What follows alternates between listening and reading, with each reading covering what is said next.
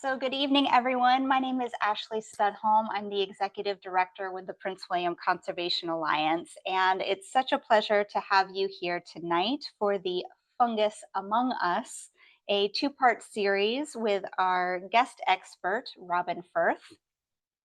Tonight is the first part of a two-part series. We're doing a talk and then a walk. So this is the talk, which is focused on the fascinating world of mushrooms we see right here in our county. And then on Sunday, October 12th, we'll do a follow-up and a guided walk where we'll have a chance to spot mushrooms in the field and experience them in real life, not just on the screen. And I think we'll all appreciate that. So I hope you'll join us for that. We're waiting on the details on that event because we want to make sure we select a good route. Mushrooms have a tendency to be a little bit unpredictable in terms of when they're actually going to spring up. So bear with us while we're trying to work a little bit with nature here. And we just want to provide a nice outdoor experience for everyone. Before we begin, just a couple of quick housekeeping notes. Please stay muted, which I see everyone already is. That'll just help for the presentation and help with sound quality. And if you're noticing any unstable network connection or anything like that, it can be helpful to turn off your video during the presentation, but then during the Q&A, you can go ahead and put your video back on. It's always nice to see everybody's faces. And after Robin's talk, we'll have a Q&A, but during the presentation, if the question pops into your head, please feel free to use the chat feature. So if you scroll along the bottom, you should see it, the chat feature, and you can just put in your questions there, and I'll circle back during the Q&A and allow you to come in and ask your question during that time. So for those of you that are new to us, the Prince William Conservation Alliance works to create equitable and sustainable communities here in Prince William County. And we do this by connecting people to nature and advocating for smart growth. If you want to learn more about our programs, you can visit us at pwconserve.org. And actually, I'll just go ahead and share my screen so you all can see here. So this is our website, pwconserve.org, where you will see some featured items here that reflects the current work that we're doing. And you can also go up here to our calendar page and make sure that you stay up to date with all of our upcoming events. A quick highlight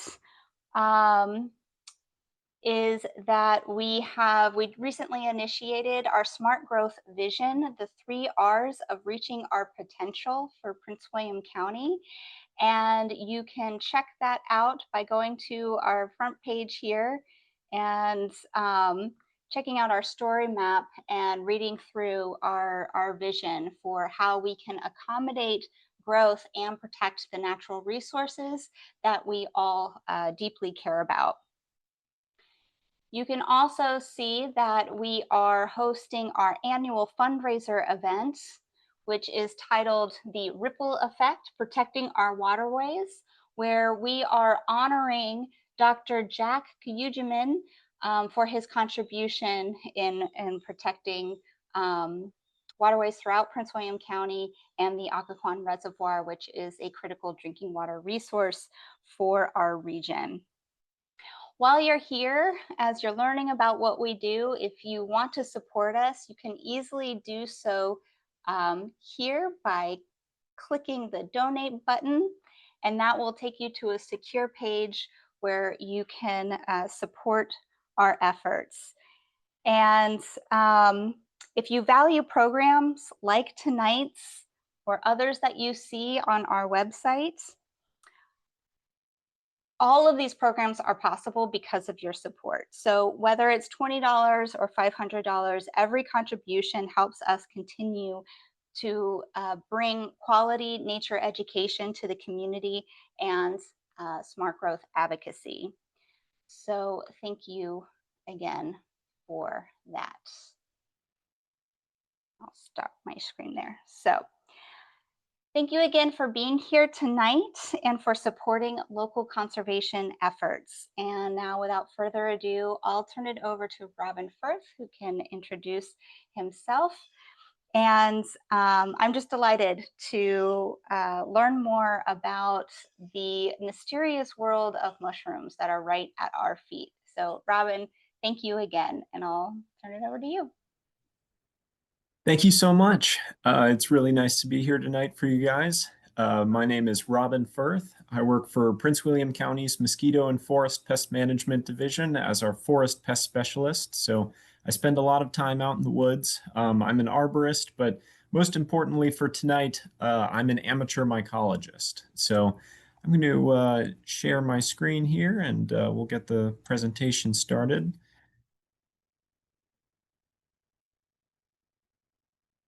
All right, so we're going to be talking about the fungus among us. So I wanted to start by saying that I am an amateur mycologist. So I don't have a formal degree in mycology, but I'm simply very passionate about it.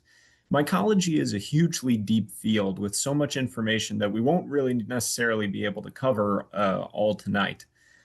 This talk is primarily going to provide folks with the tools to help them find, identify, and potentially eat some of the wild edible mushrooms that we have growing around our area. So many rules in mycology tend to have exceptions. So I urge everybody to remain cautious and skeptical and curious about all of the mushrooms that you find, and try not to rely on, arbitrary rules that you normally might be able to rely on for, identification of plants or birds or something like that. We're going to be throwing around the term generally and usually a lot in this talk here. Some mushrooms, can be found certain times of year, but then there's always going to be people who find those mushrooms in a completely, in the opposite time of year when you would expect to see them. So, we're not going to try and rely on rules too much, but we're definitely going to learn some of the ground rules that you want to go through when you're talking about identification. We're also going to be looking at what a mushroom is, what a fungi is, and ways to identify the fungi that you find around yourself. Finally, we're also going to learn some of our common and unmistakable edible mushrooms. So these are mushrooms that essentially don't look like anything else that you could run into on the forest floor here. But we're going to start everything off by asking, what is a fungus? So on the side of the screen there, we can see something that really looks almost alien. So fungi differ from animals on most functional levels, mostly just being almost completely immobile.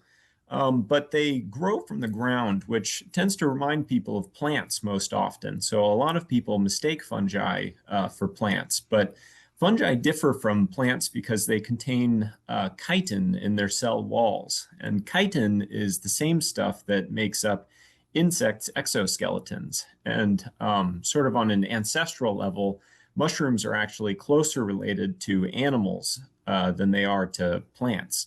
So in a way, they're, more animal than plant, if anything. But fungi are generally fungi are generally composed of tubular filament-like structures known as hyphae. Those hyphae form dense networks that we call mycelium. So these mycelium networks are found almost entirely underground most of the time and can span many, many, many miles across, an entire forest. I think that the largest one that I've heard of is out in like Montana, and it's like covers like a couple of 100 square miles. But anyways, getting off topic here. There's so many interesting things to talk about. But what is a mushroom? So the mushroom itself is the thing that we tend to see the most often. We tend to not really run into the mycelium so often unless you're digging through the soil, digging through all of the leaf mulch, or ripping bark off of a dead tree. You're usually not going to come in contact with mycelium too often. What we tend to run into the most often is the reproductive structures of the fungi, which is generally referred to as a mushroom. The term mushroom, though, is generally used pretty broadly. Mushrooms often are used to refer to slime molds, which technically aren't fungi. They can be used to refer to lichens. A lot of people think that the lichens growing on the sides of trees are mold or some kind of other fungi. And lichens are closely related to fungi. It's sort of a complex of algae and mushrooms living together and in sort of a symbiotic relationship. But mushrooms themselves are really just the reproductive structure that facilitates the mycelium spreading itself. So um, mushrooms can be hugely variable. As you can see on the screen here, starting from left to right, we've got a coral fungi. I can't remember the exact species name of these, but they are really striking purple when you find them on the forest floor there. In the center, we have a more classic mushroom. That's what's generally referred to as a russula. And then on the far right there, we have what almost looks like a coral reef outcropping. That's a chicken of the woods mushroom. The chicken of the woods mushroom is really the only edible mushroom on there, but uh, mushrooms can really present as many different forms of things. So a lot of times people will spot things that they didn't realize were mushrooms, and we'll see a couple of those as we go through the slide here. But one big question that a lot of people ask when they find out that mushrooms are not plants is, how do mushrooms interact with plants? Because they're found in a lot of the same areas. So we can see in this picture here, these tiny, tiny mushrooms are growing out of a bale of hay there. But you can almost see growing through the hay, the little white filaments there. And so those filaments are the mycelium network of that little mushroom there. Now, when mycelium is growing in the ground, a lot of times it interacts with the roots in a interconnected way and facilitates the movement of water into the plant and nutrients from the plant into the mushroom. So both the plant and the mushroom can benefit from the relationship. Plants are capable of producing their own energy through photosynthesis, which mushrooms are not capable of. So mushrooms typically will take energy from plants, but mushrooms themselves are very good at moving water through the soil with their mycelium networks. So they can help plants uptake water. And so both organisms end up benefiting from the relationship. Sometimes the interaction is more on the parasitic side, and sometimes it can be even pathogenic, where those fungal networks basically invade the cells of trees or the roots of plants and can work their way all the way up into the canopies of those trees and eventually cause mortality in the tree. A great example of a fungal interaction with trees is the American chestnut trees, which we really don't see around too much anymore because of the chestnut blight, which was a fungus that spread through most of the chestnut trees on the East Coast here and wiped them all out. There's also poor forestry work that was done that didn't help things, but essentially most of the American chestnut trees were killed off by the introduction of a single fungus. So when we're identifying mushrooms, we want to look at as many different aspects of the mushroom as we can, because mushrooms can have so many different shapes and morphologies. Some can look, similar to the white portobello mushrooms that you can see in the store. Others, like the Hericium mushrooms on the top right, can look sort of like a bundle of toothpicks hanging down from a tree, while others are camouflaged with leaves, like the chantarelle mushrooms that are down on the bottom right there. The color and texture of a mushroom's surface can sometimes tell you what kind of mushroom it is, but more often than not, just being able to see the mushroom from a standing position is not enough to identify the mushroom down to species. What we want to do is we want to look at the whole mushroom, as much of it as possible. We want to ask lots and lots of questions as well. So we want to look and see, does it have a cap? If so, what does the underside of the cap look like? If there's gills and a stem, do the gills attach to the stem or are they separated from the stem? On mushrooms as well, the stem of a mushroom is referred to as the stipe. So we have stems on plants and stipes on mushrooms. Is there a fleshy veil on the stipe, just around the midsection of the stipe? We want to look at what the base of the stipe looks like. We want to see if there's a cup-shaped appendage that's stuck underneath the mushroom as if it grew out of an egg. Or is the mushroom potentially attached to wood underneath the ground, like growing from some roots of a long dead tree or potentially a buried stick or something like that? We want to see if the mushroom is growing in an oak forest or if it's growing in a pine forest. Certain mushrooms will only grow on certain species of wood as well. So it can be difficult to identify certain mushrooms if they're found on wood that's too far decayed to determine what kind of tree that wood came from. But sometimes you can identify that wood because that certain species of mushroom is growing on the wood. We also want to look at the soil characteristics. Is the mushroom growing in sandy soil? Is it loamy soil? Certain mushrooms can grow in really poor conditions. If we see on the left side here, that's what we call an earth ball, part of the Scleroderma family. They can grow in sandy mud in the middle of summer with very little moisture, and often will be the only mushrooms that I see fruiting in the hot summer months. In the center there, we can see some chantarelle mushrooms, which tend to just like summer through late fall, warm weather, and wet conditions. Almost universally, mushrooms are going to enjoy wetter weather. Some mushrooms don't necessarily need it to fruit, but a lot of them need some amount of moisture at some point during the year, either to trigger fruiting or just to continue producing larger fruit. Other mushrooms can only be identified, many of the mushrooms with a cap can only be identified using what's called a spore print. So mushrooms reproduce, or they spread themselves via spores. So these spores are always attached to the fruiting bodies that we see coming out of the ground here. But how they're distributed depends on the mushroom. So, for example, the Hericium mushrooms on the top right there are going to spread their spores mostly through wind and gravity, just basically pulling the spores off of the spore bodies. Many of our mushrooms that grow with a stipe and cap are going to drop spores just based on gravity or wind.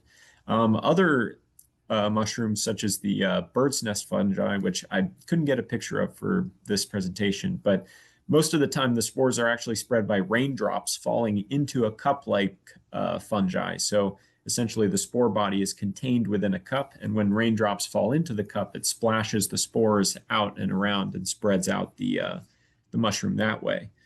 Some mushrooms have an identifiable color in their spore print, which helps with identification. The red-capped white mushroom that we have pictured on the left there is fairly famous and is usually just referred to as a russula.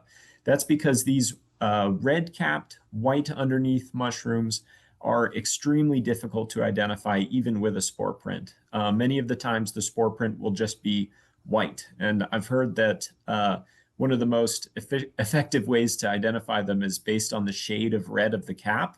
But people describe the shade of red so differently that it makes it almost impossible to identify the species just based on the shade.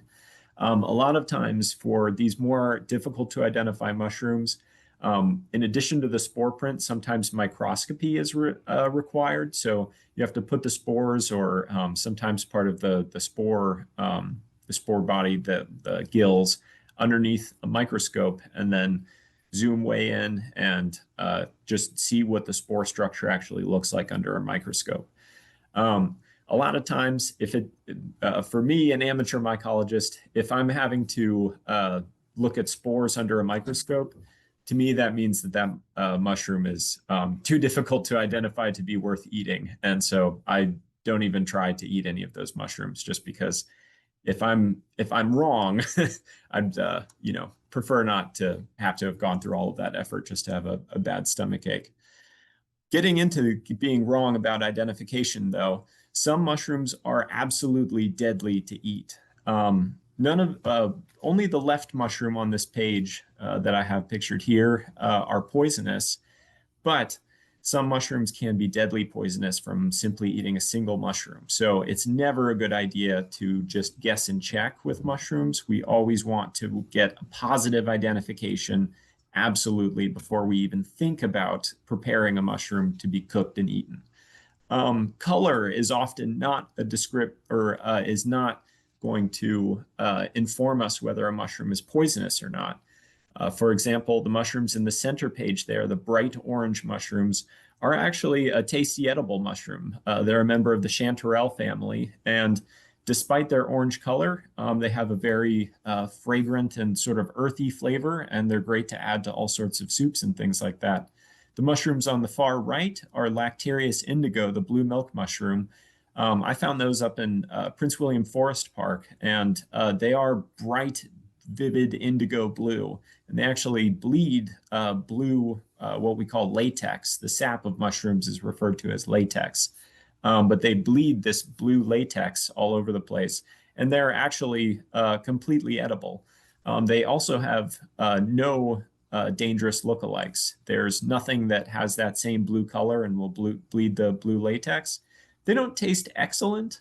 They taste a little bit worse than a portobello, in my opinion. So they're not really worth collecting for me most of the time, but they can be extremely shocking and can sometimes add some great color to a meal if you want to, just impress guests and stuff.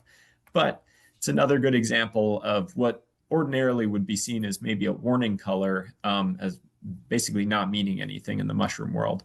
Now, that doesn't necessarily mean that it's not poisonous for some other animal. Just because a mushroom is edible for certain animals does not mean that humans can eat it, and vice versa. Just because we can eat certain mushrooms does not mean that necessarily the animals around us can eat mushrooms. So when you're trying mushrooms, it's always safe to not eat a full serving of mushrooms the first time that you're trying it. Even non-poisonous mushrooms can cause bad reactions in some people. Some people will just have a bad stomach reaction to eating mushrooms. Certain mushrooms cannot be consumed with alcohol. If you consume alcohol with inky cap mushrooms, for example, from what I've heard, you're in for a bad night, and it might even cause liver damage as well. So you really want to be careful about, how you're consuming mushrooms and what you're consuming mushrooms with. And if you're going to consume a new mushroom that you're sure is edible and you've identified correctly, you really want to just try a little bit of it. And then if, usually what I do is eat a very small amount after identification. Usually we'll wait a night, keeping the mushroom. We'll either dehydrate them or we'll store them in the refrigerator, under a damp cloth or something. And if we've got no, bad stomach upset or anything like that, then we'll consider, cooking them or preparing them further or collecting more. But it's always good to be safer rather than sorry, but especially with mushrooms, because since some do have poisonous lookalikes, if you're looking for, a small brown mushroom in the forest, there are poisonous small brown mushrooms in the forest, and making a mistake, can mean the difference between weeks in the hospital and having a nice night of, mushroom stroganoff or something. So going back to mushrooms that have no poisonous lookalikes, one of my favorite books that I started out mushrooming with was the book 100 Edible Mushrooms by Michael Kuo. I really liked the organization of that book because it started with essentially mushrooms that we have on screen here. The one on the left is the cauliflower mushroom, the Spiraceus americana. On the right, we have the Lactarius indigo, that blue milk mushroom, this time cut in half so that you can see that blue latex bleeding through the flesh there. And then on the bottom right, we have our chicken of the woods mushroom. So each of these mushrooms doesn't look like anything poisonous. The thing is, not having poisonous lookalikes doesn't mean that it has no lookalikes at all. Certain mushrooms, even though they aren't poisonous, aren't very tasty to eat. So these mushrooms that we've got pictured here don't really have anything that looks exactly like them. So they're really the safest. But as we get further into 100 edible mushrooms, you start to see more of those difficult to identify mushrooms that might have characteristics that we need to look out for. For example, the edible version of a mushroom growing openly on the ground, not on wood, but the poisonous version that looks almost the same would be growing on wood, or vice versa for another species. So we really want to make sure that we're checking everything, double checking the substrate that the mushroom is growing on, double checking that it doesn't look like anything that we might have seen somewhere else in the field guide. But I don't necessarily, wholly endorse everything that is written in 100 edible mushrooms, but for the most part, it's a great place to start. And it's really where I first started getting passionate about mushrooms, just because I felt like I could safely look for things like the blue milk mushroom out in the woods. And then I was surprised enough to find it. And so that really, led me to keep looking for more of these mushrooms, and I kept finding more and more of them. And then I started looking at the mushrooms that I didn't see in the guide and then going out and identifying those. I neglected to put the link in the PowerPoint here, but at the end of the presentation, I'm going to post in the chat some of the links to my favorite websites that I use for mushroom identification. Mushroom identification is a fast evolving field. There's all sorts of apps that are coming out for your phone these days, apps like Seek and iNaturalist. Those are fantastic for plants. I haven't known them to be quite as good as other websites and forums for mushroom identification. They can usually do a good job, but oftentimes it won't get you down to species, or it'll incorrectly identify which species it is within a family or genus.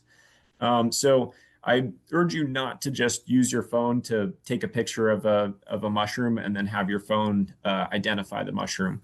Your phone is not doing a spore print on the spot.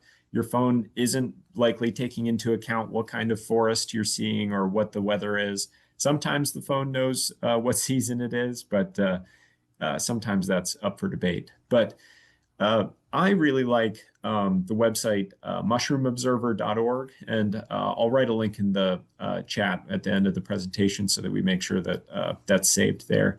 But Mushroom Observer is a fairly old forum where lots of mycologists, professional and amateurs alike, post mushroom pictures, and the forum identifies them.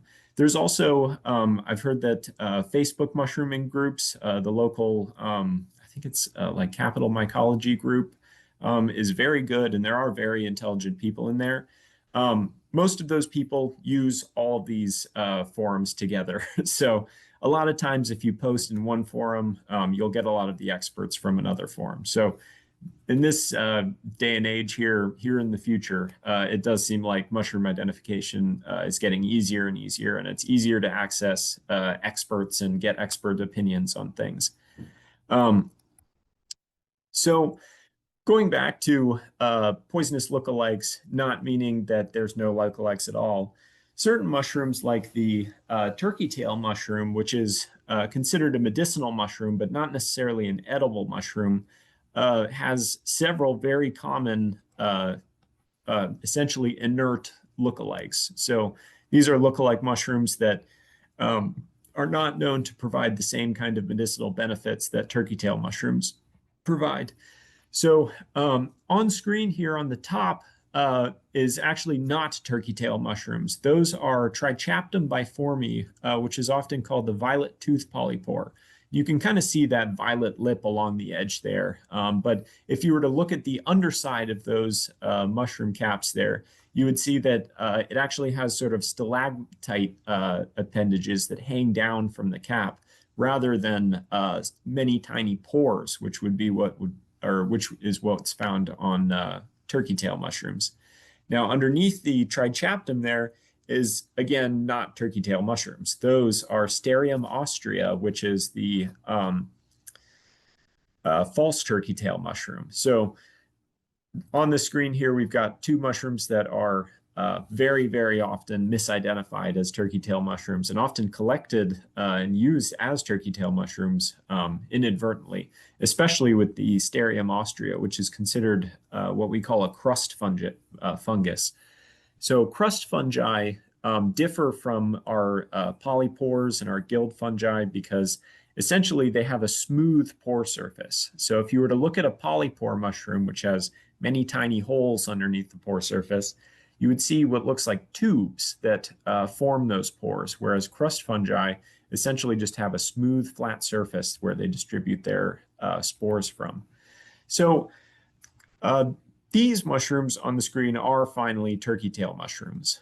So a lot of times you'll need to check underneath the mushroom to make sure that you've actually got what you're looking for. But turkey tails are a great example of medicinal mushrooms that aren't actually edible. We have a lot of mushroom species out in our area, such as reishi mushrooms. I think that we've got chaga mushrooms, I think they're called. And then the turkey tail mushrooms, we've got wood ear mushrooms, many of which we might be able to find out on our mushroom walk. They're very, very common and they generally grow on decaying wood. So they can usually be very easy to find and can be found year round as well, especially with mushrooms such as the turkey tail. A lot of these inedible but medicinal mushrooms will just basically sit on logs all year round. So a lot of times they can be, the only fun thing to find out in the wintertime. So speaking of winter, mushrooms almost universally love wet weather. On the left side there, we've got a beautiful looking beefsteak fungus, which you can see is on that bottom sort of fleshy piece. It looks like it's got some red stuff dripping on it. That's sort of a protein-rich goop that a latex that the mushroom exudes, and it especially does that when the weather is super duper moist. Then on the right there, we've got that scleroderma again, our pigskin poison puffball, which can grow in very dry conditions. So again, an exception to the rule, but mushrooms almost universally are going to want wet conditions. So we're hoping prior to the mushroom walk that we get, I don't know, about 3 weeks of heavy rain. And then we'll see all sorts of stuff. But in the event that we get poor weather and it's very dry and hot the entire time, we'll likely be looking for a lot of these older mushrooms from last year or from earlier in the spring and summer, like the turkey tail mushrooms, or if we can find them, some old chicken of the woods, or maybe some of the Ganodermas. But sorry, I lost my train of thought here. So hopefully our weather holds out for us there. But yeah, I think we'll move on to questions here. I had something else that I was going to say. Oh, my computer just locked itself, I think. Sorry about that, everyone. Okay. So we'll move on to questions here. I'm going to stop sharing my screen and I'll write the website there, mushroomobserver.org. Oh, perfect. It looks like Ashley already wrote it in there. Thank you so much. Thank you, Robin. I see, Mom, do you want to unmute yourself and ask your question?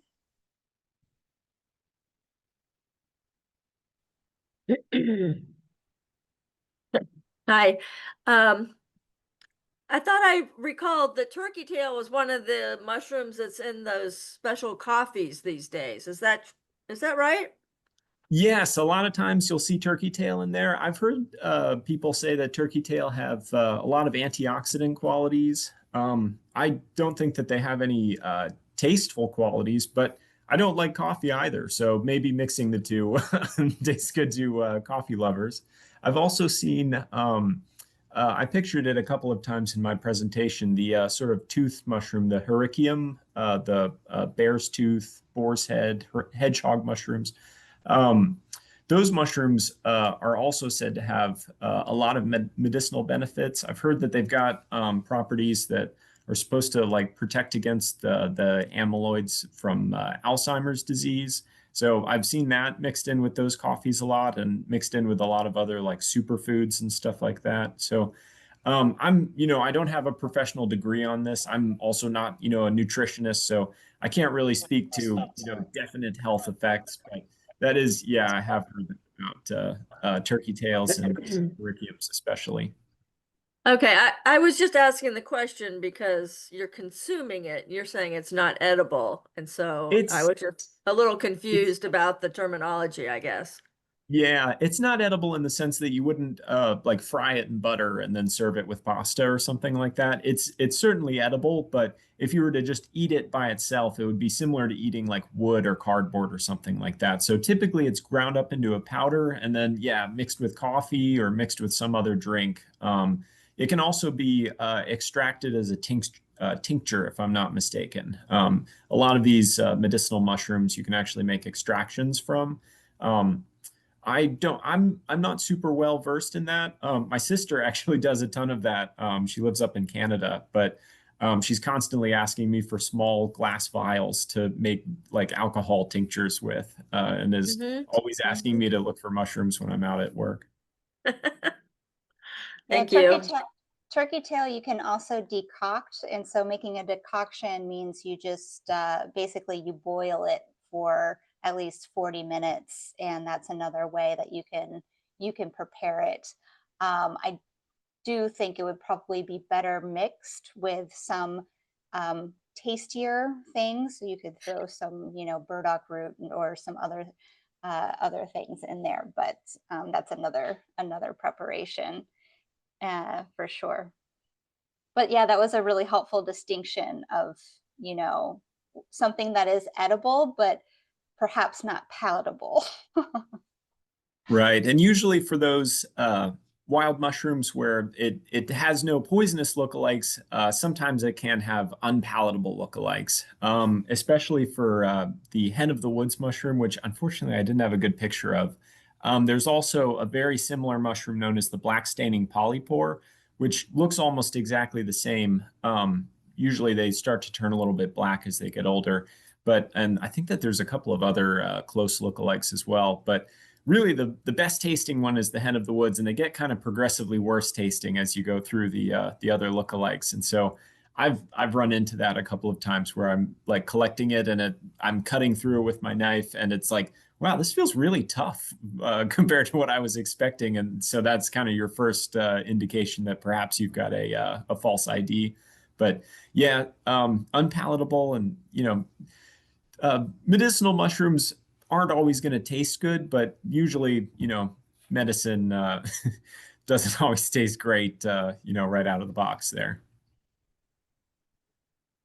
Are there any other questions or comments? Kevin, why don't you come on in?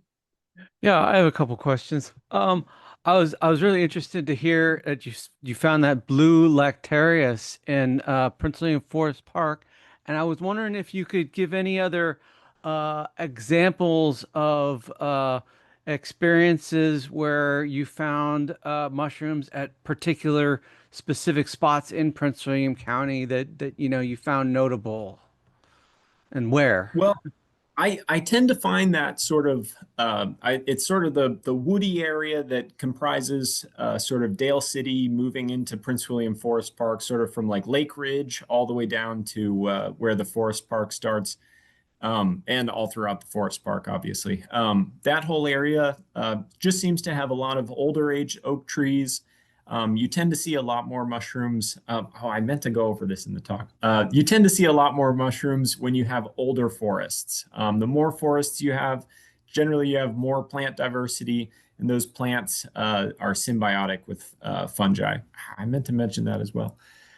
Certain plants actually can't live without fungi, and the fungi can't live without the plants either. It's part of what makes transplanting a lot of our native orchids and native ferns extremely difficult, because when you're cutting through the ground, you might be preserving that orchid's root system, but that mycelium network could have spread over hundreds and hundreds of yards. And when you cut out just a small piece of it, it's not enough for that mushroom to perpetuate it, or the fungus to perpetuate itself underground in the new spot, because mushrooms are or fungi are very, very competitive. So it's very difficult for a small, mycelium colony to compete in a new spot. But also, it's been cut off from all the nutrients from the larger body there. So generally, the mycelium dies off, and then the plant just sort of slowly withers away. And so that's part of what makes a lot of transplanting difficult. But that's also why those older forests and stuff are so much better for mushrooming, is that there's so much more diversity, and so that plant diversity generally increases your mushrooms diversity as well. So going back to the question, I'm very spoiled because I get to go and walk on a lot of private land. So I get to go, into people's backyards and stuff and say, "Hey, did you see that mushroom back there?" They're like, "Nah, I've never even seen that before." So I get to go to a lot of houses and stuff where, ordinarily people aren't really looking back there. But that whole sort of band through there, all of our parks in there seem to produce a lot of mushrooms, but especially Prince William Forest Park is definitely a good spot to find lots of mushrooms. There's areas along I-95 as well that are fairly old and have a lot of hemlocks in them. And I've found a lot of chantarelles in those woods, just like Chantarelles. whole fields of chantarelles growing gregariously. So that's always been really fun. It's it's one of those spots though where it's like going from like a county parkland across to like a parcel that was sold to like the schools, and so it's the ownership of the areas. I'm not sure if it's like public school owned or what now, but essentially, I think they're going to bulldoze it all away. But it was probably the best chanterelle area that I had seen while working here in the county. I've also found giant puffballs up at the battlefield. Um, I've found some really massive ones, larger than a soccer ball, large pumpkin-sized giant puffballs.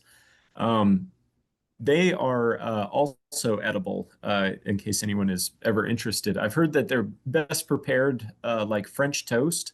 So people will cut them into either like sticks or slivers, and then they'll fry them in egg and butter. I've had them that way. They're pretty good. You've got to make sure that it's like a perfect specimen. It should be completely pearly white all the way through. If it's got any brown, it's probably not going to be super good to eat. And the structure is going to kind of just collapse when you're trying to cook it. Puffball is a puffball Sorry. is the only one that I've actually tried to eat and from something that I've picked in the county, and it was just from this lawn that was a church along Maryville Road, and it was like that. It was perfect, and I read that you can't really mistake it for anything. But then I got it home, I put it in olive oil and tried it out, and it was okay, but I definitely tasted like the clay dirt that it was like, you know, like the smell of that. I recognized it, and I was like, I would not go back and do it again. Yeah, I find that the longer you spend eating wild edible mushrooms, the pickier you start to get, and the more you start to like, look at things like chicken of the woods and just kind of, like, it's just another chicken mushroom, and you just keep walking, and same thing for giant puffballs. The first time you find one, it's like, oh, I got to eat this because you can't mistake it for anything. But then, yeah, you try it, and it's like, yeah, it's very flavorless. You really got to flavor them with something else. Certain mushrooms add a lot of good flavor, like chanterelles, but other mushrooms really need to have flavor added to them to be a good meal. And so, it's going to take a lot of trial and error for anybody that's working on their first mushrooms there. But yeah, I yeah, up at the battlefield.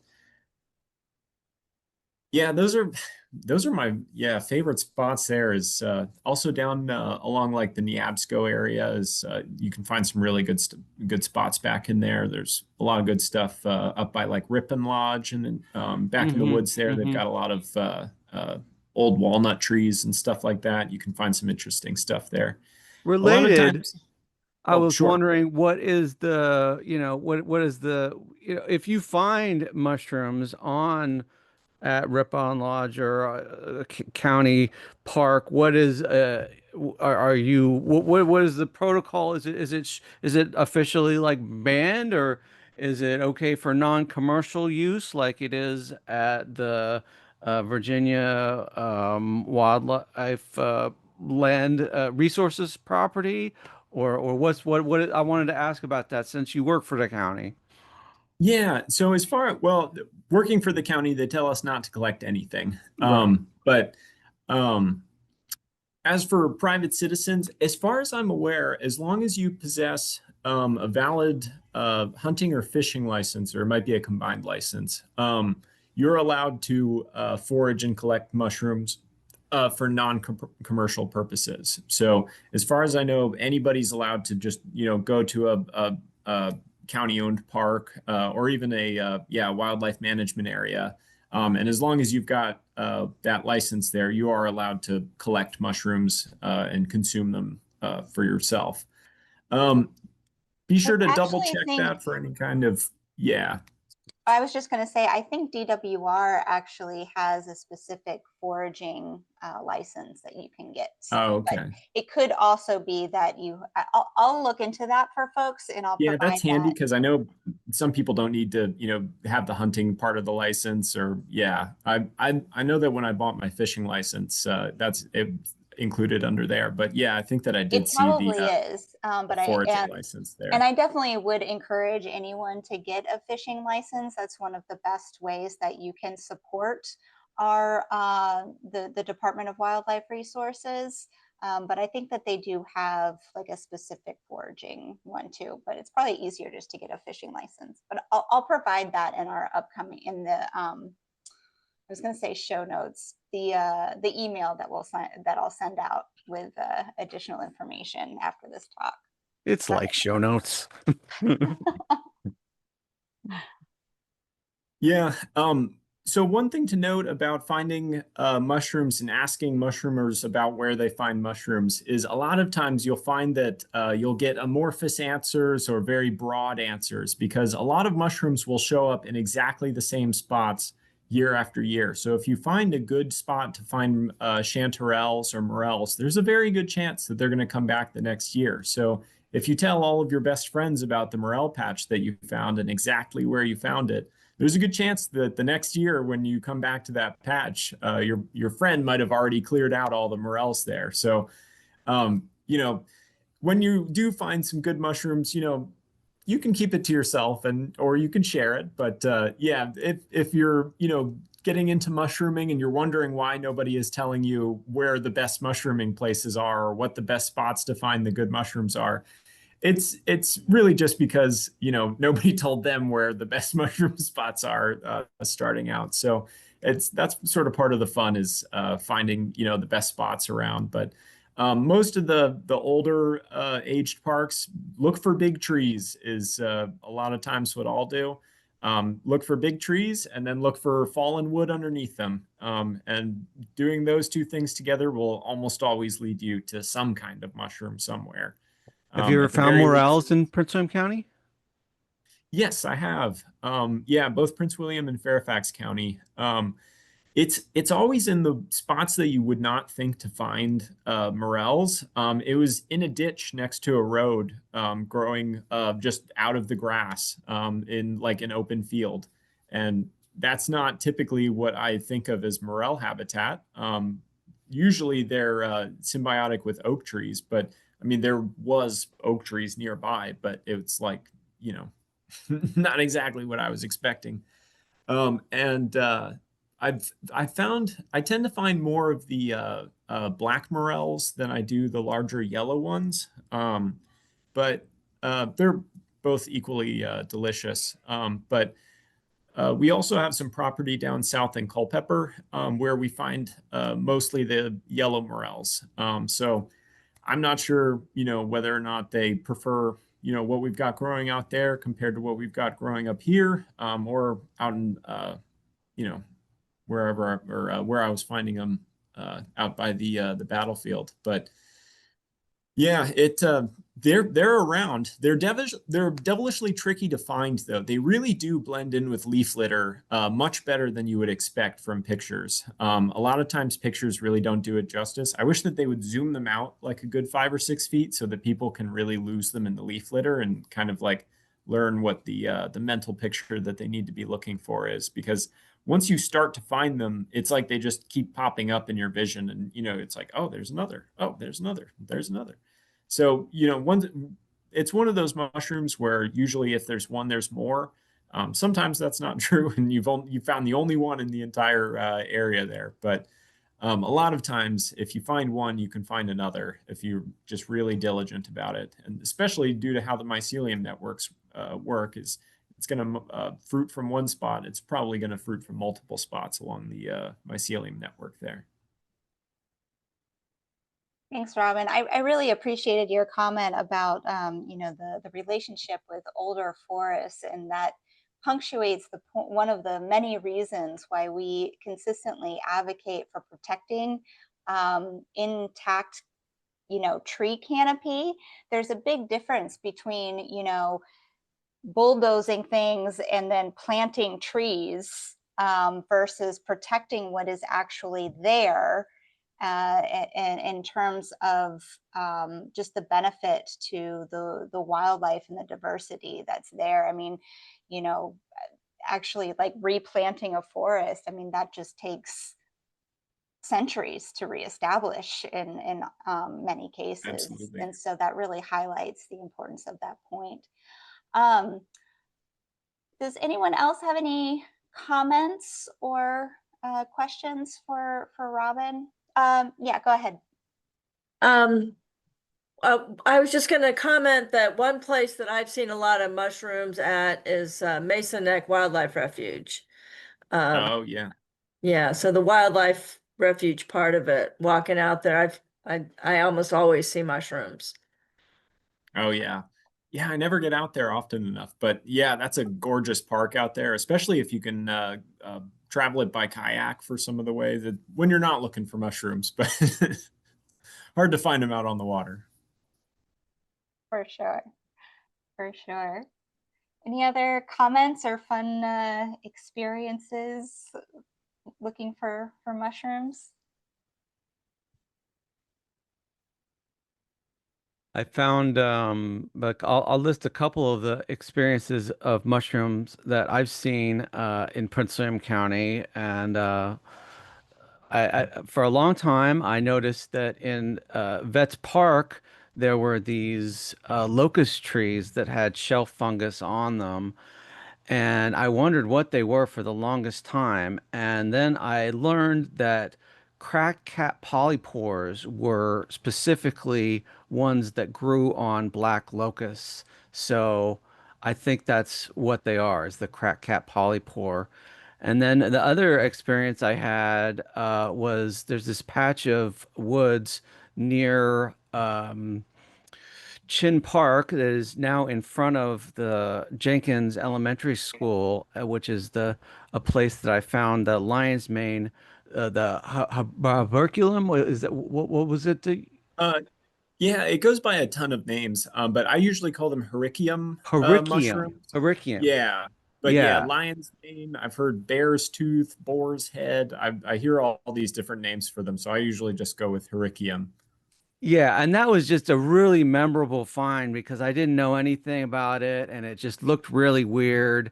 Um, so that and then of course in my front yard I regularly every few years I get the purple spored puffball that pops up in my front yard, which looks like a puffball, but then if you don't see it, it's just like this mass of purple stuff, and you're like, what is this? Why is there this pile of stuff?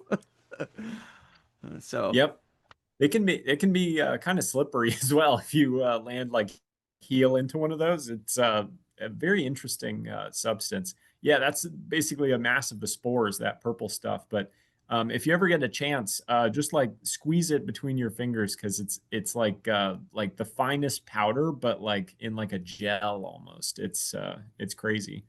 But mushrooms have a lot of crazy textures. I can't remember if I went over this in the presentation, but um, almost universally, and there's probably one or two outliers out there, but mushrooms can be handled safely. The most deadly mushroom is safe to handle. You can smear it up in your hands and you can rub it on your face, and you will not get poisoned from it. You need to consume the actual flesh of the mushroom.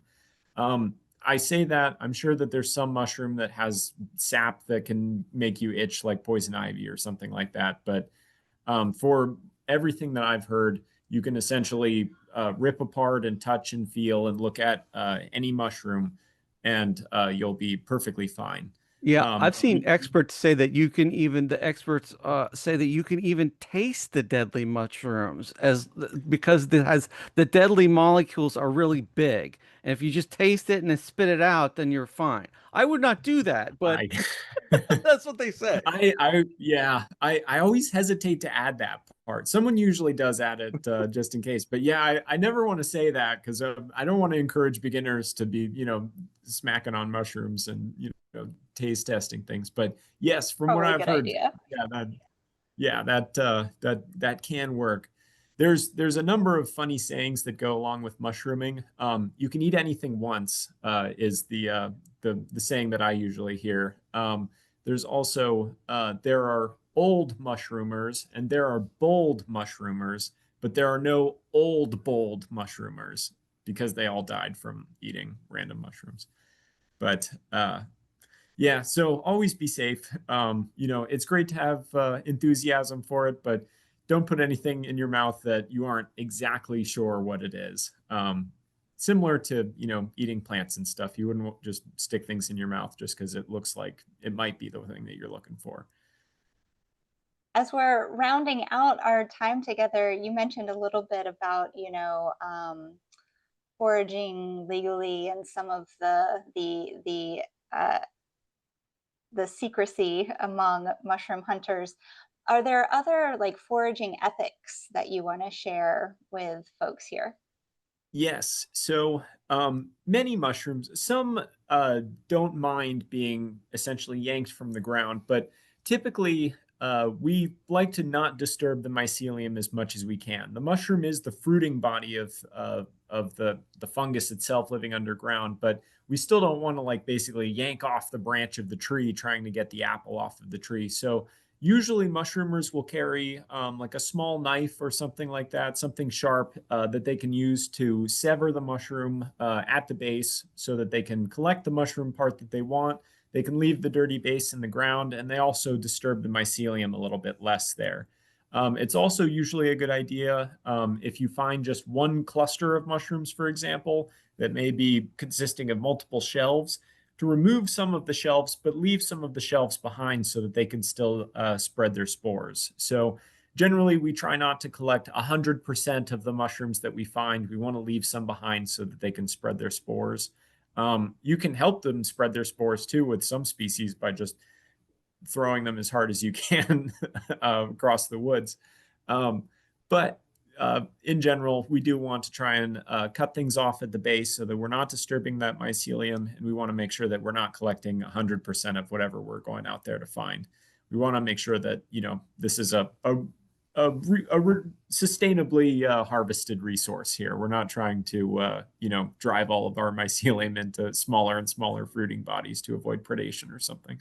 So be conscious, be courteous. That's great. Also, Thanks. try not to trample herbaceous plants while looking for mushrooms. That's a really good tip.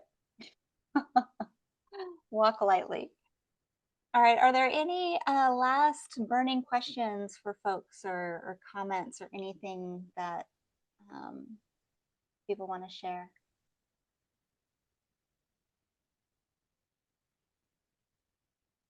All right, then. Then I think that, well, Robin, thank you so much for sharing your wisdom and knowledge with us. And we will be launching the sign up for the walk, likely not without the place, but perhaps we'll narrow down the time frame.